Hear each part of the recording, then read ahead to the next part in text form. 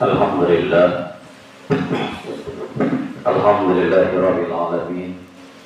Wassalatu wassalamu ala asrofil anbiya'i wal mursalin wa ala alihi wa ashabihi ajma'in. Asyhadu an la ilaha illallah wahdahu la syarika lah wa asyhadu anna Muhammadan abduhu wa rasuluhu alladzi la nabiyya ba'dahu. Allahumma shalli ala Muhammad wa ala ali Muhammad kama shallaita ala Ibrahim wa ala ali Ibrahim wa barik ala Muhammad wa ala ali Muhammad kama barakta ala ali Ibrahim wa ala ali Ibrahim fil alamin innaka Hamidum Majid.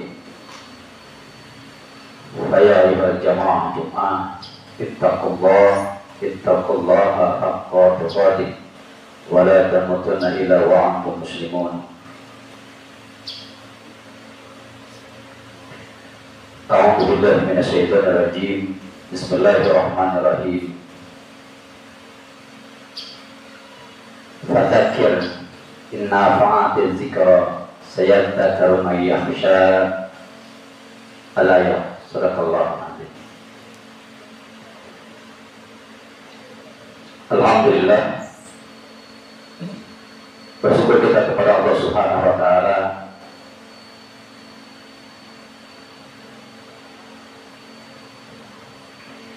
yang Maha mampu memperlihatkan kekuasaannya kepada kita, memandang semua kebesaran Allah tidak cukup hanya dengan mata telanjang, tapi kemampuan basyirah mengingatkan kita semua bahwa cara pandang yang terjadi hari ini harus ditahan dulu untuk menilai buruk sangka kita kepada Allah, karena di kemudian hari kita akan menyesal karena kita sudah ketemu hikmah apa yang terjadi hari ini. Maka kita akan bersyukur kepada Allah ketika kemarin terjadi musibah pada diri kita, ternyata hikmahnya hari ini musibah itu justru mencegah kecelakaan yang lebih besar yang akan menimpa kita. Terkadang keluarga dipisahkan, istri tercinta dipanggil oleh Allah Subhanahu wa taala, harta diambil, usaha dibangkrutkan. Bukan berarti Allah pengen usaha kita, bukan berarti Allah pengen rezeki kita, bukan berarti Allah pengen keluarga kita, tapi Allah hanya ingin melihat bentuk ketakwaan kita kepada Allah, memilih taat kepada Allah atau memilih jalan dunia. Insya Allah, kalau Allah sudah melihat bentuk takwa kita, semua kalau sudah milik kita akan dikembalikan oleh Allah dalam keadaan yang jauh lebih indah di hadapan. Berada yang dimuliakan oleh Allah Subhanahu wa taala, tidak ada bekal yang paling abadi yang disampaikan oleh Ustaz Sumbodo tadi, kecuali bekal itu adalah takwa di hadapan Allah Subhanahu wa taala. Memperbaiki diri seutuhnya, membaca semua kesalahan yang kita lakukan, tadabbur terhadap lautan rezeki yang sudah Allah berikan kepada kita, puluhan tahun nyawa yang sudah Allah berikan kepada kita, apakah dalam rangka taat kepada Allah atau justru setelah kita mendapatkannya hanya dalam rangka maksiat kita kepadanya. Ayahanda yang dimuliakan oleh Allah Subhanahu wa taala,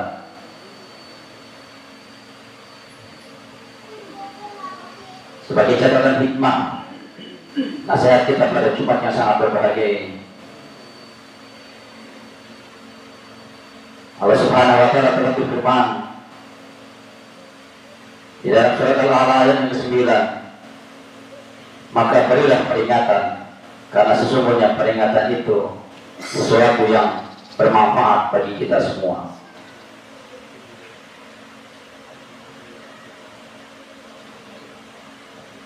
Terkadang dalam kehidupan ada kata-kata baik yang tidak sengaja kita dengar, mengetuk hati yang paling dalam, sampai tak sadar Terkadang kata-kata itu sampai meneteskan air mata. merenung beberapa jam kemudian, bahkan kita pergi mau menyendiri dengan kata-kata tersebut, padahal tanpa sengaja kita dengar.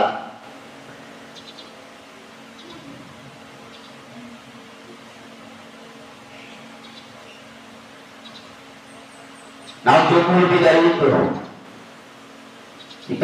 jika nasihat itu membuat hidup kita bertambah menjadi lebih baik, nasihat itu membuat kita jauh lebih bermanfaat di hadapan Allah, maka yang dimuliakan oleh Allah Subhanahu wa Ta'ala, ia kita berubah menjadi taat. Itulah yang dinamakan hidayah.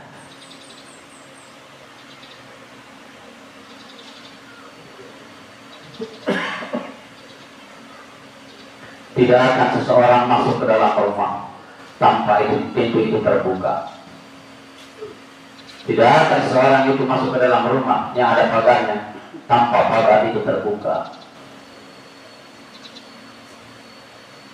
Ternyata yang dimuliakan oleh Allah Subhanahu wa Ta'ala, nasihat itu adalah pintu masuk agar kita mendapatkan intan berlian cahaya itu dari Allah. Allahu Akbar. Tapi tidak semua orang yang mendapatkan nasihat akan mendapatkan hidayah.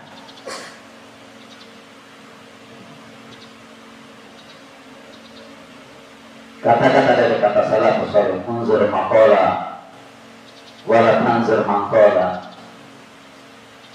Jangan kau perhatikan siapa yang mengucapkannya, tapi dengar apa yang diucapkannya. Terbantahkan karena kita sering melihat siapa yang menyampaikan, bukan apa yang disampaikan. Seolah-olah yang disampaikannya adalah perkataan kotornya, padahal itu adalah wahyu yang disampaikan oleh Allah Subhanahu wa Ta'ala. Inilah kejinya hukum sosial. Kebenaran tidak sampai pada diri kita karena kita melihat siapa yang menyampaikan. Padahal dosa dan durhakanya orang yang menyampaikan bukan kepada yang mendengar, tapi kepada yang mengucapkan.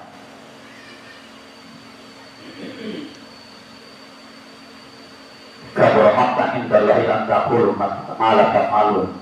Itu hanya berlaku kebencian amat besar Allah kepada orang yang bukan mendengar, tapi kepada orang yang menyampaikannya. Apa salah kita hanya cuma mendengar, kemudian ternodai oleh hukum sosial gara-gara dia berbuat salah kepada kita, hingga kata-kata Al-Quran itu lewat mulutnya tidak masuk dalam diri kita. Itulah ujian yang sesungguhnya, mengikis rasa sombong yang paling dalam. Allahu Akbar.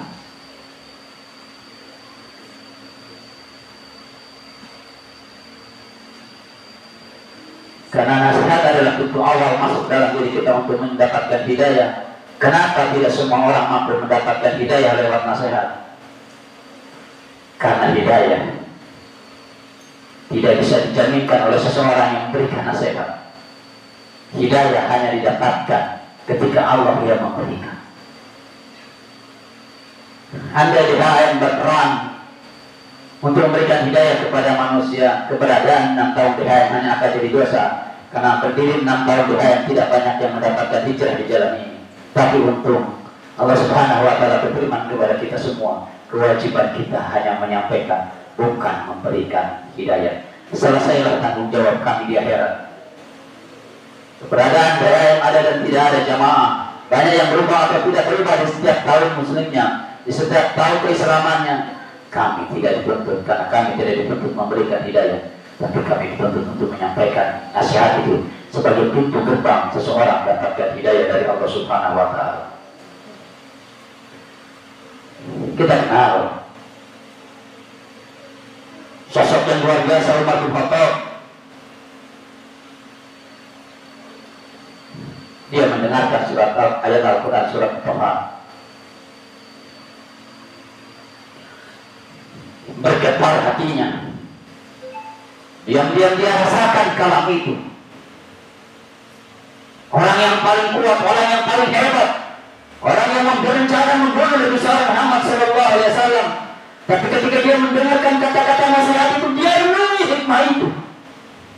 Allahu Akbar. Nasihat itu dia dapatkan dari orang yang jadi musuh dia pada hakikatnya.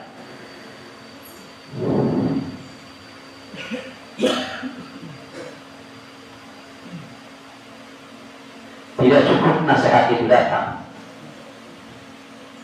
jika kita senantiasa menutup pintu hati kita.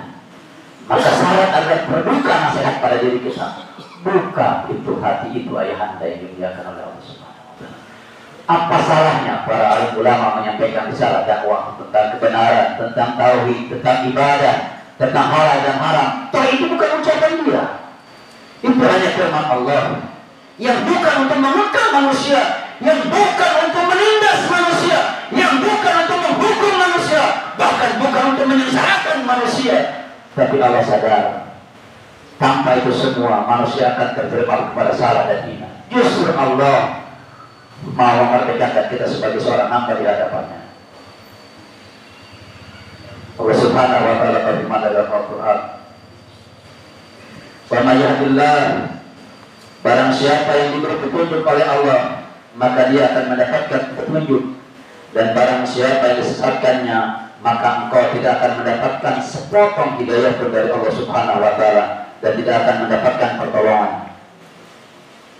Ayat yang dimuliakan oleh Allah Subhanahu wa Ta'ala.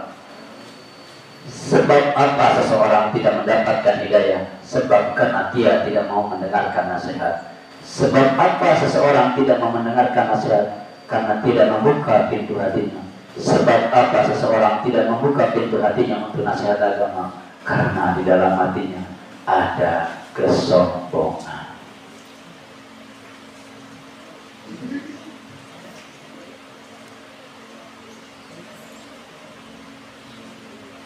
Paman Nabi di depan dadanya untuk membela Rasul, hartanya dia korbankan untuk membela Rasul. Allah tidak memberikan hidayah sedikit pun, padahal Rasul yang diinginkan itu. Apa ternyata? Karena merasa agama nenek moyangnya lebih mulia daripada nasihat Al-Quranul Karim, nasihat para Rasulullah SAW. Duduk barangkali, berdiri barangkali, atau sedang ngobrol dengan teman barangkali, atau duduk di majelis taklim barangkali, terdengar kata-kata itu yang membuat kita termenung, tersinggung, tersendir, terhina. Jangan menolak. Itulah nasihat. Itulah nasihat. Kita hanya bisa ngomong bahwa obat itu pahit tapi menyembuhkan, tapi tidak berkata pada nasihat. Allahu Akbar.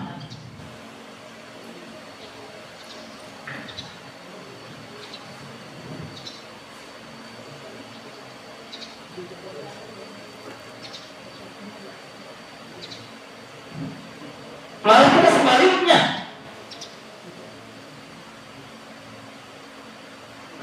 Terdengar nasihat dari para alim ulama, terdengar nasihat dari Al-Quran, terdengar hadis dari Rasulullah SAW. Apa jawaban kita? Tidak relevan. Bagaimana nanti nasib saya? Umur masih panjang, badan masih sehat, hidup masih muda.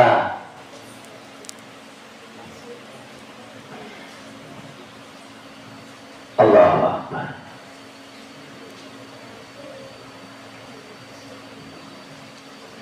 Diperingatkan sholat, tersinggung.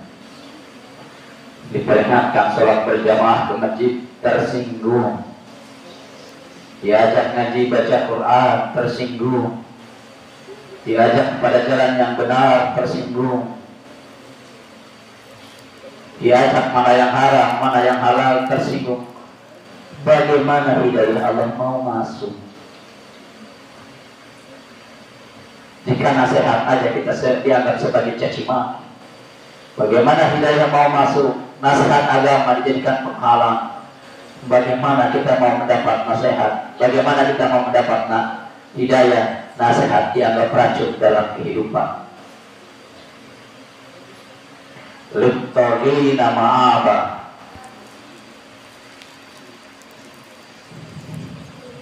Kemana tempat kembali orang yang tidak mau mendengar nasihat? Kemana tempat kembali orang yang mendengar nasihat sebagai racun hingga dia tersinggung? Kemana tempat kembali orang yang tidak membuka hati untuk mendapatkan hidayah Allah? Littaqina ma'ah. Allah menyediakan suatu neraka, tempat kembali littaqi bagi orang-orang yang sombong. La bisina fiha ahqaba. Tak akan pernah ada ketenangan dalam akhirat seperti ketenangan yang dia cari dunia. Tidak akan mendapatkan kesejukan di akhirat sebagaimana kesejukan yang dia terima dunia. Tak akan mendapatkan kenikmatan di akhirat sebagaimana dia mendapatkan kenikmatan di dunia. Illa hamimau wa ghasaqu. Kalaupun dia mendapatkan air itu mendidih berupa nanah dan darah yang busuk dicampur dengan timah yang cukup panas. Andai pun dia mendapatkan makanan itu seperti buntang yang luar biasa, berhawa dan berduri.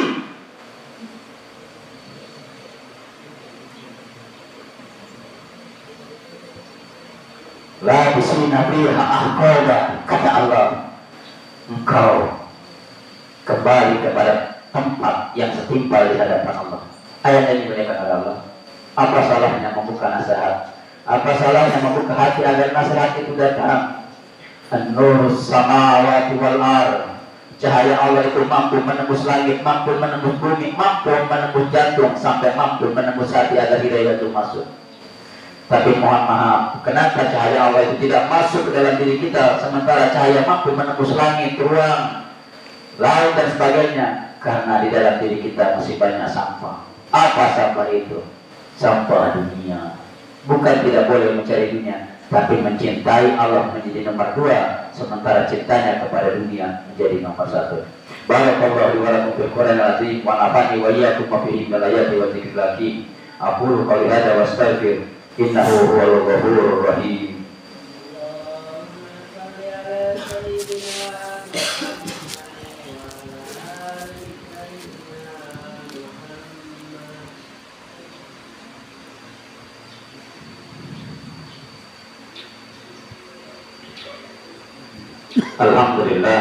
Alhamdulillahirabbil alamin.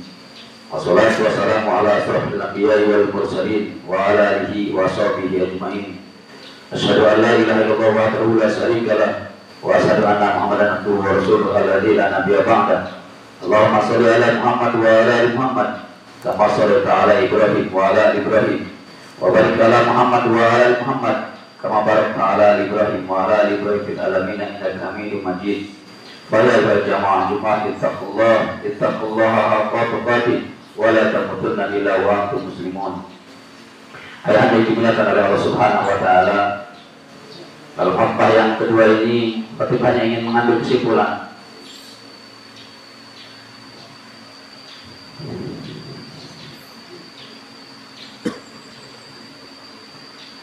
Bekerjalah pada porsi menjadi urusan kita. Jangan pernah ikut campur pada porsi yang menjadi urusan Allah. Rizki, ajal, jodoh, kematian, Allah lengkap. Sadarkan kepada diri kita, kapan kita lahir, kapan kita mati, tidak bisa diganggu-gugat. Berapa miliar rezeki kita dalam hidup, setahun, 2 tahun, 3 tahun, tidak akan bisa diganggu-gugat, kurang dan lebihnya. Miskin kita hari ini, kaya kita, bukan ukuran menjadi rezeki Allah, tapi itu ketetapan dari Allah Subhanahu wa taala. Namun sayang ayahanda ini enggak pada Subhanahu wa taala, sesuatu yang tidak dicatat oleh malaikat ketika kita berusia 4 bulan di dalam kandungan, mohon maaf, potensi kita untuk melaksanakan ibadah hingga masuk surga tidak dicatat oleh. Artinya, selain ibadah sudah Allah tentukan.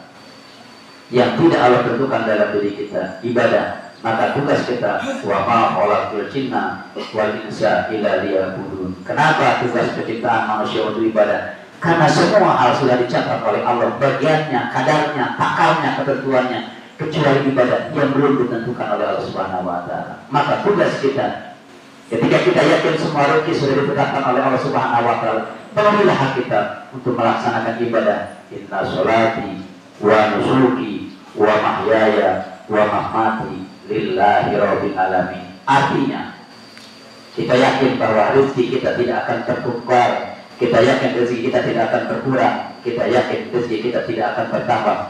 Kalau menjadi milik kita, dia tidak akan pernah berlari. Selain apapun kita, kalau rezeki itu menjadi milik kita, pasti dia akan mengejar. Tapi ibadah, kalau kita tidak mengerjakannya, maka orang lain juga tidak akan mewakili ibadah kita di hadapan Allah Subhanahu wa Ta'ala. Kerjakanlah ibadah, karena yang dibawa diajar di hadapan Allah Subhanahu wa Ta'ala adalah potensi ibadah kita di hadapan Allah Subhanahu wa Ta'ala. Inta surullah yang suruhku, tolong agama Allah, jangan hiraukan dunia, Allah yang urus. Tapi ketika kita mengejar dunia, sampai akan hilang. Ketika agama tidak lagi menjadi fondasi dan tolak ukur kehidupan kita, maka kita akan menjadi manusia yang binasa di hadapan Allah. A'udzubillahi minasyaitonir rajim. Bismillahirrahmanirrahim.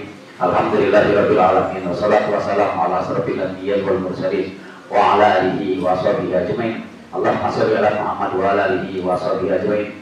Wa bihi lana wa liwalidayya warhamhuma kama rabbayana shaghira. Allahumma ighfir lil muslimin wal muslimat wal mu'minina wal mu'minat al ahya'i minhum wal amwat innaka sami'un qaribun mujibud da'wat ya qadir.